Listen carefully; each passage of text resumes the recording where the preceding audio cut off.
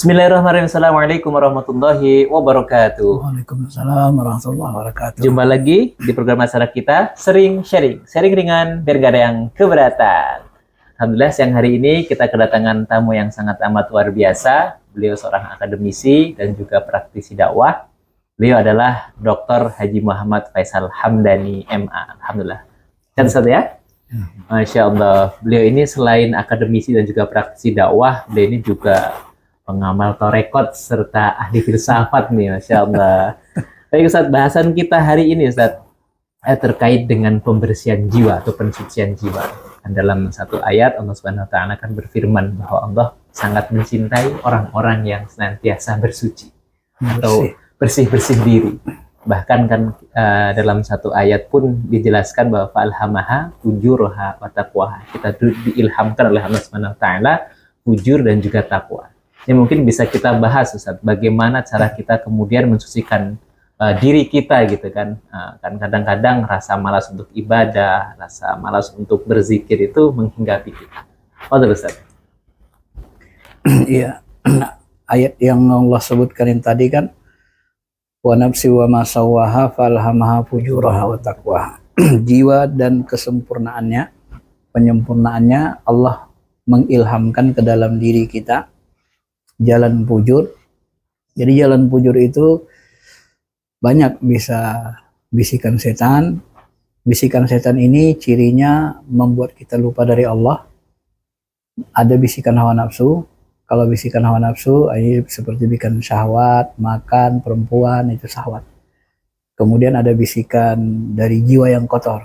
Ini kalau belum dibersihin seperti yang tadi, sifat-sifat kebinatangan kita itu ada dalam diri kita. Kemudian jalan takwa itu bisikan hati nurani, ruh yang suci dalam diri kita. Karena ruh suci itu yang dihunjamkan Allah. Wa nafakhtu fihi min ruhi, itu bahagia sifat Allah, dia bersih.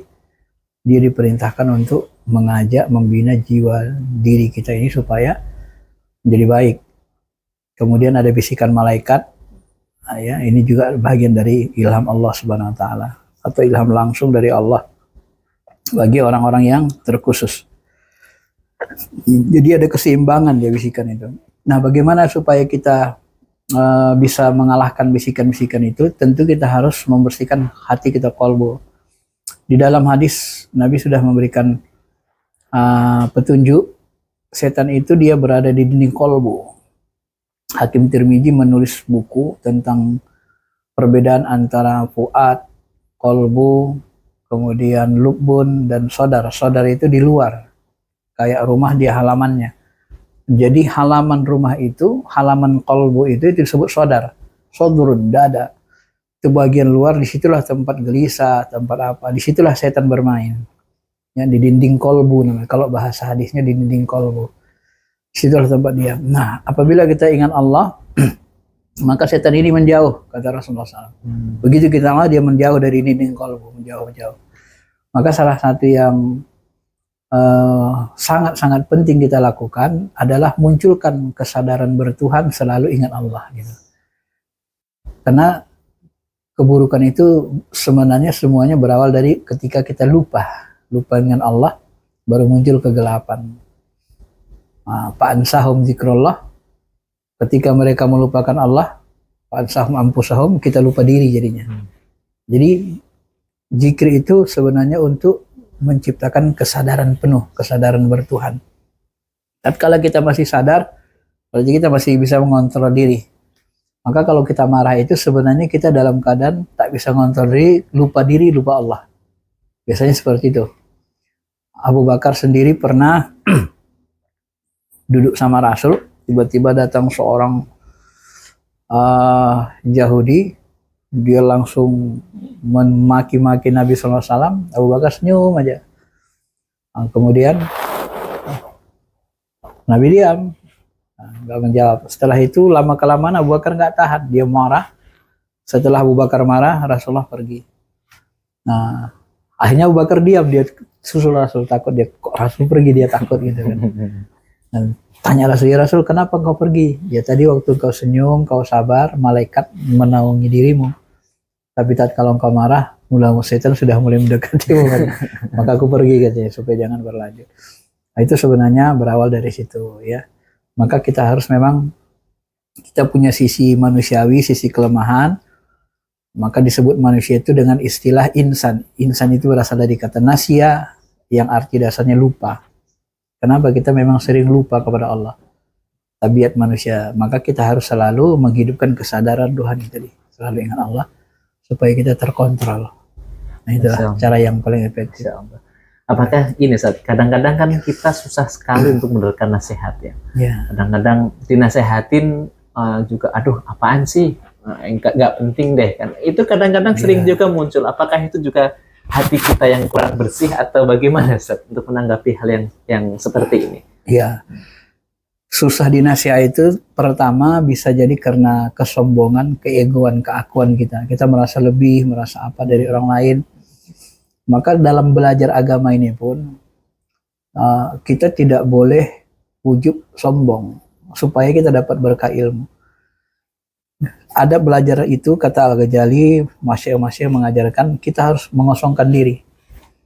Nah, misalnya kita udah doktor, tiba-tiba yang ngajari kita ya cuman insinyur, cuman ini, tapi dia kan ahli dalam bidang lain gitu. Ketika dia transfer ilmu, kita merasa kosong, gak ada apa-apa. Jadi ilmunya masuk.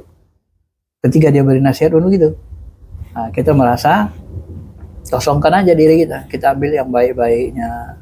Tapi kalau kita sudah muncul ego akunya, itu membal, dia nendang. Akhirnya ketika kita merasa lebih baik dari dia, kita pun menyempelekan dia, akhirnya nggak masuk. Nasihat pun jadi nggak itu. Nah, maka ada orang-orang yang dinasihati, biasanya muncul hatinya, dia aja kayak gitu, nggak mau nasihat ya.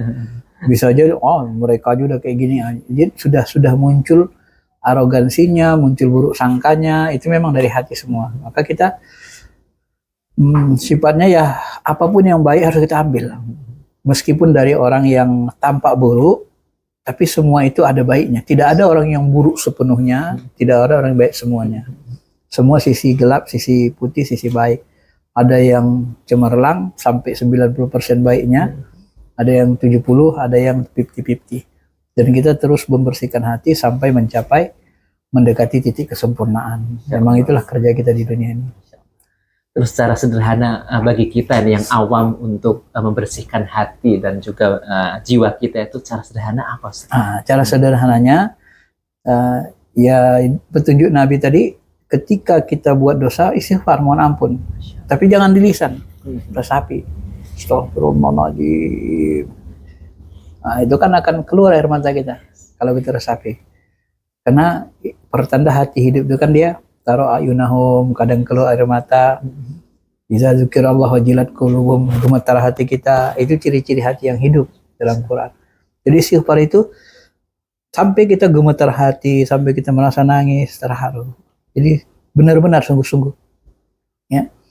Istighfar banyak, termasuk tadi banyak la ilaha illallah, zikir itu, karena la ilaha illallah itu tidak ada Tuhan kecuali Allah. Nanti di puncak maknanya la maujud illallah, tidak ada yang maujud kecuali Allah. Sampai dosa-dosa kita pun hilang, yang ada hanya Allah saja. Kita pasrah diri. Nah, termasuk banyak sholawat, karena sholawat itu akan menghidupkan nurani kita. Kita kalau dalam bahasa spiritual Islam ada istilah Nur Muhammad. Semakin banyak kita baca Nur Muhammad, sholawat Nur Muhammad kita, otomatis semakin memancar dari diri kita ini. Sehingga kalau kita dengar orang sholawatan, kita itu langsung nangis, kadang merinding, kadang menjerit hati kita itu. Kadang kita mau peluk orang yang baca sholawatan itu, karena rindunya ke Nabi SAW. Nah, itu untuk menghidupkan. Masya Allah, sangat luar biasa. Mungkin sebelum kita tutup, ada pesan untuk pemirsa kita, bagaimana cara menjaga hati kita agar bisa terus bersih dan juga bisa terus ingat Allah Subhanahu Wa Taala. Ya, jadi kita ini semua pada dasarnya manusia itu tidak ada yang suci. Semua turun ke bumi itu, turun ke alam rendah dalam rangka untuk mensucikan diri nanti kembali ke dalam keadaan suci. Maka di dunia ini kita berjihad, berjuang. Dan jihad yang paling utama itu adalah jihad dan nafs. Ya, membersihkan diri kita supaya kita bisa hidup damai, hidup baik, dan kembali kepada Allah dalam keadaan kesucian. Karena hadir dulu kita suci, kemudian terkontaminasi hawa nafsu, sifat kebinatangan, terkontaminasi macam-macam yang berkaitan dengan selain Allah, maka itu harus kita bersihkan pengaruh-pengaruh negatif yang tidak baik, terus kita berjalan sampai nanti kita tidak lagi terpengaruh, kecuali hanya hati kita kepada Allah. Jadi kita istiqomah zikir, apabila istiqomah hati kita terhubung kepada Allah. Sedikit saya tambahi, kita kan disuruh sholat 5 waktu. Sholat itu sebenarnya berasal dari kata sholah. Sholah itu bisa dimaknai sebenarnya terhubung. Jadi sholat itu menghubungkan rohani kita ke Allah. Apabila terhubung kita kepada sumber cahaya, maka rohani kita pun akan bersih, bercahaya. Nah, maka semakin banyak kita menghubungkan rohani kita kepada Allah, semakin bersih. Itu otomatis. Nah, karena kegelapan itu berawal dari ketiadaan cahaya, dan ketiadaan cahaya itu berawal dari ketika kita putus hubungan dari sumber cahaya Allah Ta'ala. Masya Allah, sangat luar biasa.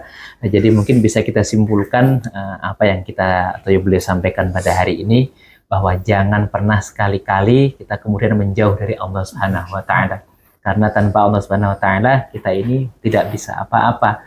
Dan tentunya kita harus mengingat, apabila kita mampu menghadirkan Allah dalam hati dan pikiran, insya Allah kita akan senantiasa dijauhkan dari berbagai macam kemaksiatan. Begitu Ustaz ya. Masya Allah, terima kasih banyak Ustaz atas waktunya. Mudah-mudahan apa yang beliau sampaikan tadi dan apa yang kita bahas pada hari ini senantiasa menjadikan manfaat untuk kita semua. Tetap pantengin terus program acara Sering Sharing ringan biar gak ada yang keberatan. Assalamualaikum warahmatullahi wabarakatuh. Waalaikumsalam warahmatullahi wabarakatuh.